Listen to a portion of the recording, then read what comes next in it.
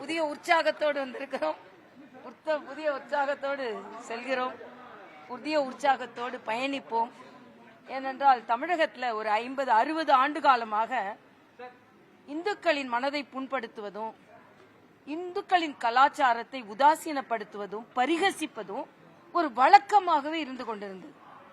ஏதோ இந்துக்களை பற்றி எது பேசினாலும் யாரும் அதை பத்தி கண்டுக்க மாட்டாங்க அப்படின்ற ஒரு சூழ்நிலை இருந்து கொண்டே இருந்தது. இல்ல, அவர்களை நீங்கள் பிரித்து பார்க்க முடியாது, பரிகசித்தும் பார்க்க முடியாது என்ற ஒரு பெரும் சக்தியை இன்று வெளிப்படுத்தி இருக்கிறோம். தமிழ் கடவுள் முருகன் தமிழுக்கானவர், தமிழ்நாட்டுக்கானவர், எங்களுக்கும் ஆனவர். ஆன்மீகம் என்பது தமிழோடு இணைந்தது, தமிழ் என்பது ஆன்மீகத்தோடு இணைந்தது.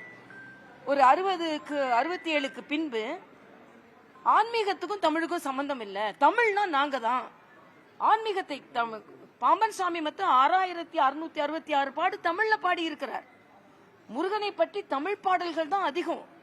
அதனால இன்னைக்கு ஒரு புதிய சக்தி என்னென்றால், இந்துக்கள் என்றால் திருடன் என்று சொல்பவர்களும், இந்து உண்டியலே காப்பாற்ற முடியாத இறைவன் உங்களை எப்படி காப்பாற்ற போகிறார் என்று சொல்பவர்களும், கொசுவை அழிப்பதை போல சனாதனத்தை அழிப்பேன் என்று அந்த வாழ்வியல் முறையை பரிகசிப்பவர்களும், விழாக்களுக்கு நாங்கள் எல்லாம் இவர்களுக்கு வாழ்த்து சொல்ல மாட்டோம் என்று உதாசீனம் செய்பவர்களுக்கும் சரியான பாடம் என்று புகட்டப்பட்டு இருக்கிறது.